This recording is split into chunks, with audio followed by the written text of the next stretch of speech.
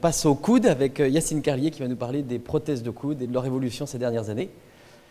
Bien, merci à tous d'être venus par cette belle journée, un samedi. On va passer donc aux prothèses totales du coude, sujet aussi délicat que les prothèses totales de cheville, avec un effet centre certain également. Donc les prothèses totales du coude sont en plein essor actuellement, on en pose de plus en plus. Elles sont indiquées dans les atteintes articulaires du coude, aussi variées que les rhumatismes inflammatoires, les polyarthrites rhumatoïdes, mais également les arthroses, qu'elles soient primitives ou secondaires à une hyperutilisation du coude. Et puis on les met de plus en plus dans la traumatologie aiguë, fraîche, les grosses fractures de palette humérale, mais également dans les séquelles de ces fractures, que ce soit les calvicieux ou les pseudarthroses de la palette notamment. Notre objectif étant de redonner un coude qui est surtout indolore et le plus mobile possible, avec bien sûr une stabilité. Et là, on bénéficie actuellement vraiment de l'évolution des biomatériaux qui nous permettent, à l'instar de la prothèse de cheville totale, d'avoir des meilleurs résultats et une meilleure longévité. Un peu de mots historiques, un peu d'histoire. La prothèse totale du coude, des chirurgiens hollandais, Borema et De Waard, se sont amusés dans les années 40 pour une séquelle traumatique très sévère d'un coude complètement ankylosé, ont essayé de mettre en place une prothèse totale du coude, ce qui semblait fou à l'époque. Ils ont mis une prothèse donc à charnière très contrainte. En France aussi, il y avait le docteur Mazas à Paris qui avait travaillé là-dessus, mais ils se sont vite aperçus que ces prothèses se décellaient très vite, car elles étaient extrêmement contraintes. Aujourd'hui, ces prothèses totales du coude ont évolué vers 3 grands groupes que je vais détailler ensuite. Il va y avoir les prothèses à glissement qui ont été décrites par Kudo et Val dans les débuts des années 70, les prothèses à charnière, avec un lien entre l'humérus et l'ulna. Et ensuite, plus récemment, il y a une dizaine d'années, sont apparues les prothèses modulaires, comme la latitude. On permet au chirurgien de choisir en péropératoire, est-ce qu'il va mettre une prothèse qui va resurfacer l'articulation ou est-ce qu'il va la contraindre et relier les implants entre eux. On va détailler tout ça dans les diapos qui suivent. Donc, un implant de resurfaçage, qu'est-ce que c'est? C'est un implant où il ne va pas y avoir de stabilité, qu'on va dire, intrinsèque. C'est-à-dire que les implants vont être indépendants les uns des autres. Comme dans une prothèse de hanche où il y a le cotyle, la tête fémorale, mais il n'y a pas de lien entre eux, il y a surtout une congruence. Alors, ça suppose une technique irréprochable, ça suppose aussi une balance ligamentaire excellente et un très bon stock osseux. Le but de ces prothèses de resurfaçage, c'est d'avoir la plus grande longévité, comme pour toute prothèse, et donc d'avoir le moins de contraintes possible. Si on ne les relie pas entre elles, elles vont glisser indépendamment, elles seront moins contraintes, mais attention, il y a ce risque d'instabilité, surtout dans les coudes un peu détruits par les rhumatismes, comme les polyarthrites rhumatoïdes, ou dans les séquelles traumatiques. Les implants verrouillés, ils sont, on dit, semi-contraints. C'est-à-dire qu'il va y avoir une bague qui va relier la tige humérale avec la tige ulnaire.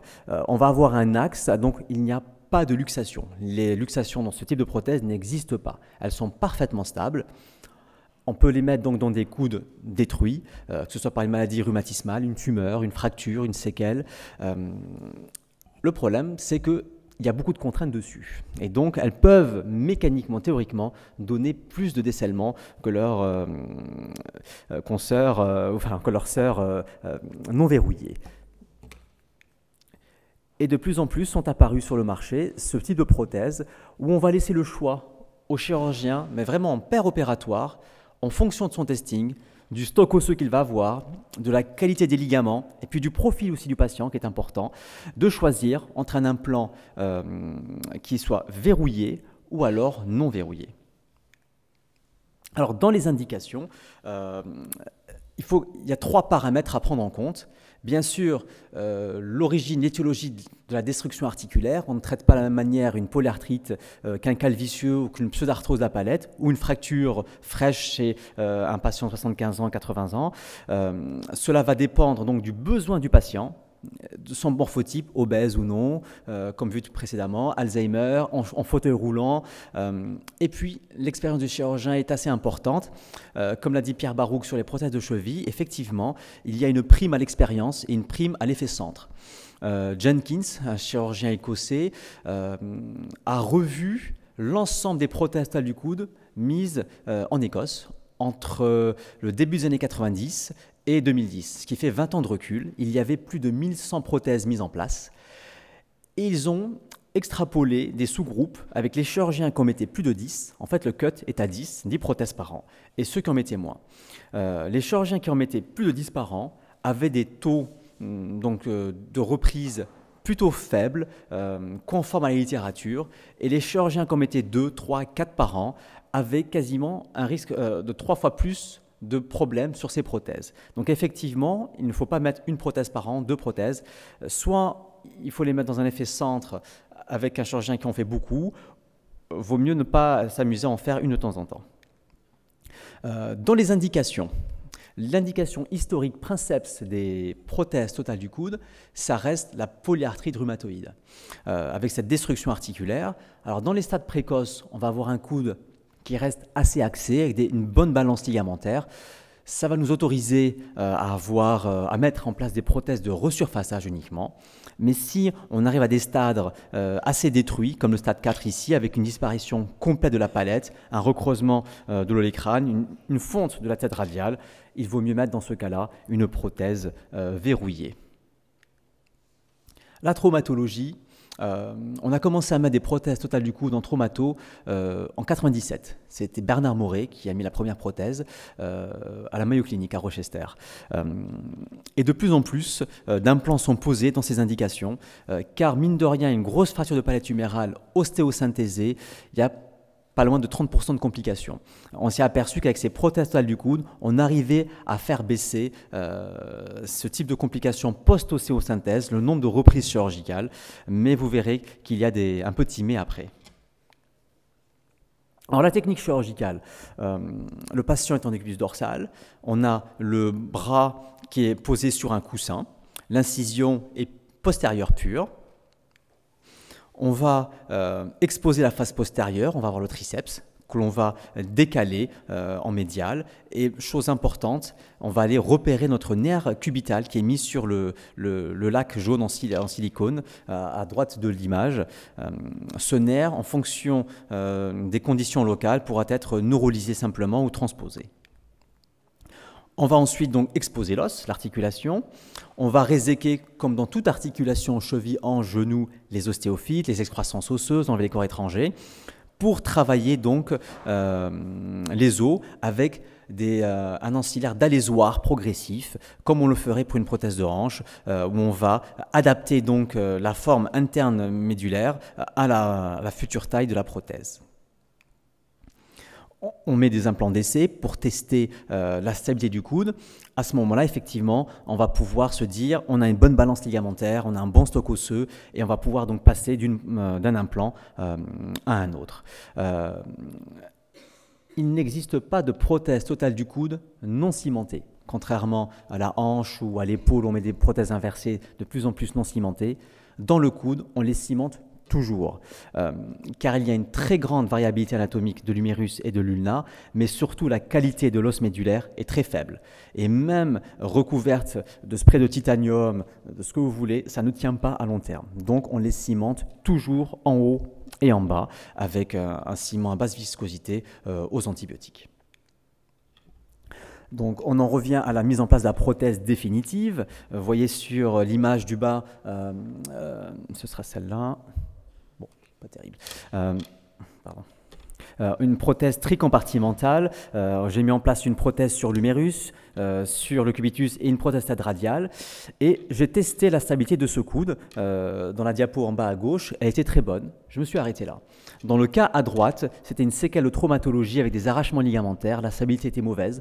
Donc j'ai mis un petit capuchon qui va relier la prothèse humérale dans un arceau avec la prothèse cubitale pour la stabiliser définitivement, qu'il n'y ait pas de mouvement d'instabilité de luxation. Le patient en général reste de nuit chez nous. La réinsertion du triceps est un point clé important qui va conditionner la rééducation. Comme on l'a dit tout à l'heure, une articulation non mobile, c'est pas très bon. On s'ankylose très vite, les parties molles se rétractent très vite, donc on les fait bouger de suite. En fonction donc du profil du patient, de la qualité de la prothèse mise en place, des ligaments, on peut mettre une attelle de protection postérieure pour protéger le triceps. Ça veut dire qu'on va limiter l'extension active, surtout les 3 premières semaines. Donc, tout cela doit être noté dans le compte-rendu opératoire du chirurgien et dans son protocole fourni au rééducateur. Ensuite, il y a un suivi habituel, comme pour toute prothèse, 1 mois, 3 mois, 6 mois, et ensuite tous les ans et tous les 2 ans, pour dépister toute anomalie future. On obtient finalement d'assez bons... Est-ce que vous pouvez lancer les vidéos, s'il vous plaît? Sur l'image, les 2 vidéos. Il faut cliquer dessus, je pense. Je n'ai pas le moyen de le faire avec la manette. On obtient de bonnes amplitudes en général. Une bonne amplitude, il faut être entre moins 20 degrés de déficit d'extension au maximum et au moins 130 degrés de flexion. C'est ce qui assure à peu près plus de 90% des gestes de la vie quotidienne, en fait. Les résultats de ces prothèses. Au niveau de la polyarthrite rhumatoïde, on a pu démontrer qu'elles avaient un excellent taux de survie à plus de 10 ans, à plus de 90%. En fait, quand on voit les courbes bleues et violettes sur le diagramme, on les a comparées aux prothèses totales de hanche. Il y a quasiment la même courbe de survie dans cette indication historique qu'est la polyarthrite rhumatoïde. La Mayo Clinic, avec son énorme expérience de Bernard Moret, a pu démontrer qu'à recul moyen de 9 ans, il y avait seulement 5,8 reprises pour décèlement. Il y a eu 1,7% de reprises pour infection, ce qui est conforme à peu près à l'ensemble de ce qu'on peut trouver comme chiffres concernant les autres articulations. À noter un point de faiblesse sur la tige ulnaire. Lorsqu'il y a une reprise, c'est bien souvent au niveau de la tige ulnaire que ça se passe.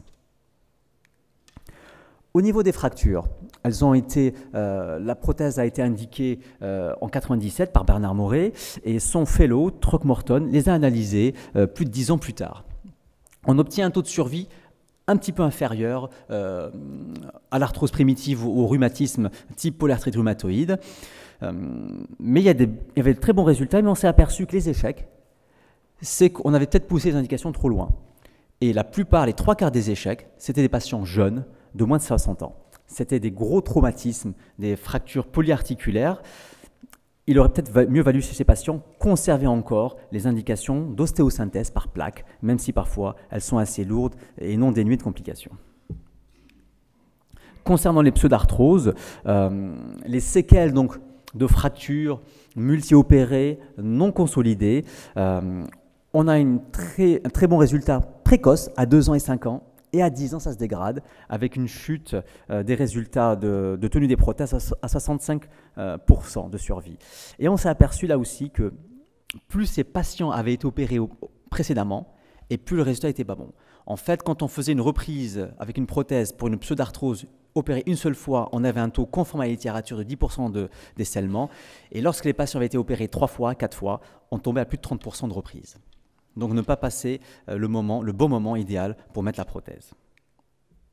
En conclusion, les prothèses totales du coude rendent de services excellents, notamment dans les polyarthrites rhumatoïdes, qui restent l'indication historique, princeps, même si on en voit de moins en moins avec nos amis rhumatos qui les sèchent de manière plus efficace avec les différentes chimiothérapies. La traumatologie est en plein essor. On prend de plus en plus de patients âgés avec des fractures multiples cognitives du coude avec des bons résultats. Attention, sujets jeunes, ce n'est pas pour eux.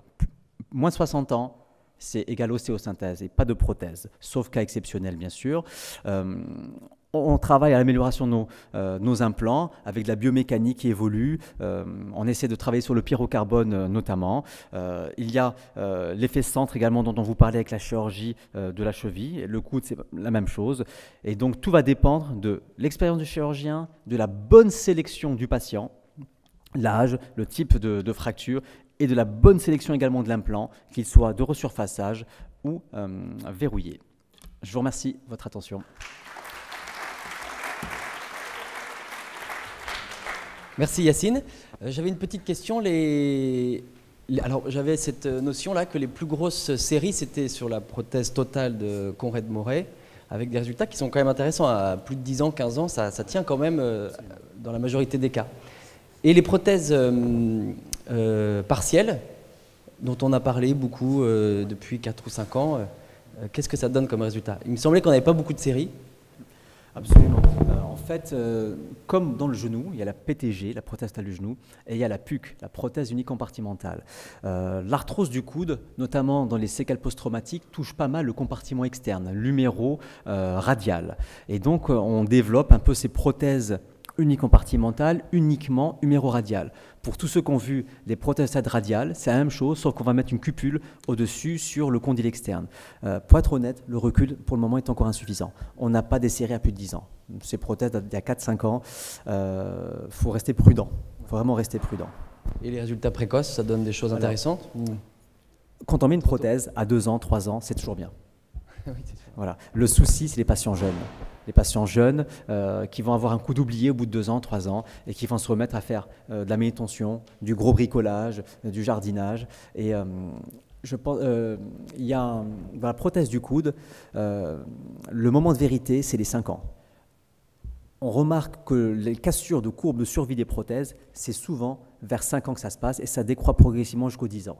Si ces prothèses arrivent à passer le cut des 5 ans, je pense qu'elles arriveront au même résultat que les totales. Mais pour le moment, on manque sérieusement de recul pour donner des résultats fiables et des indications très précises. Bien, y a-t-il d'autres questions? Là, une de main. Pour l'indication de la prothèse de coude, est-ce que la raideur d'un coude, j'ai 2 patients qui ont des coudes complètement bloqués, l'une par une polyarthrite rhumatoïde, l'autre par des calcifications, c'est très handicapant mais pas douloureux. Est-ce que ça pourrait être une indication? Alors, il faut l'éthiopathogénie, très important. Une raideur du coude peut être liée à plusieurs problèmes, extrinsèques ou intrinsèques.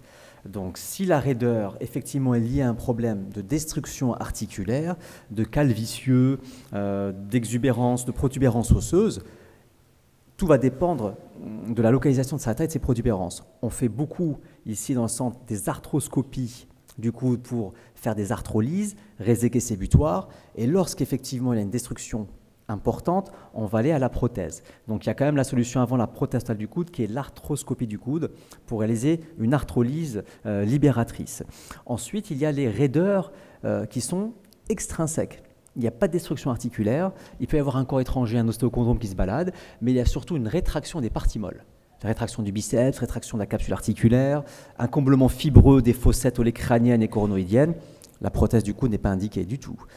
Il vaut mieux réaliser une arthroscopie avec une arthrolyse. Donc vraiment l'éthiopathogénie est fondamentale à établir avant de proposer un geste aussi délicat qu'une prothèse totale du coude.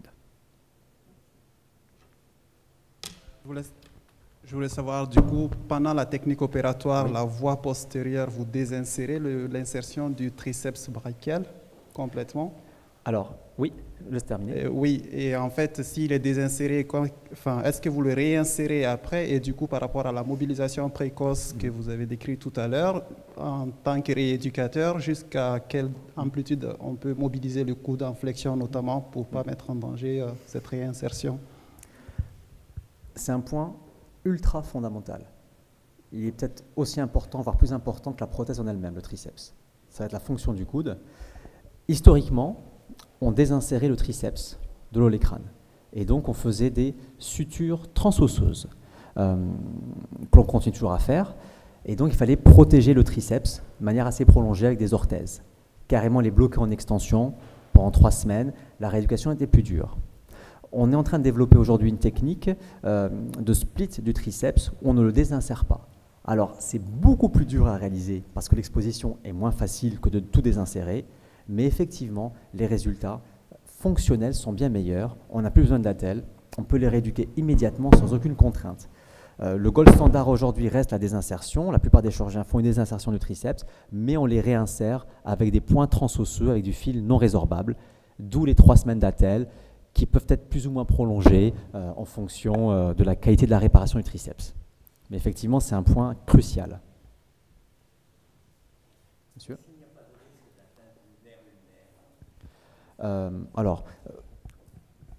Risque d'atteinte du nerf ulnaire, j'ai envie de dire que ce nerf ulnaire, bien souvent, est symptomatique parce qu'il est piégé dans un environnement hostile. Et donc, on le libère systématiquement en faisant une neurolyse. Ensuite, il va falloir le protéger, ce nerf. ne faut pas qu'il soit en contact avec le métal de la prothèse. Et dans plus des 3 quarts des cas, on va réaliser une transposition en antérieur, le plus souvent en sous-cutané. Donc il y aura le matelas graisseux, musculaire, entre le nerf et la prothèse. Mais effectivement, le nerf cubital, le nerf ulnaire, on débute par ça. Dans la voie d'abord, on ouvre la peau, de suite, on va aller chercher le nerf cubital, on le neurolise, on l'identifie, on le met toujours de côté pour faire attention à ne pas le blesser. Il peut y avoir des lésions iatrogènes, bien sûr. Et à la fin de l'intervention, lorsqu'on a mis la prothèse, qu'on l'a scellée, on mobilise, on teste le coude et on va voir un petit peu est-ce qu'on le laisse dans sa gouttière s'il n'est pas en conflit ou s'il faut le transposer en avant. Est-ce que vous avez d'autres questions? Merci beaucoup Yacine. Merci à tous.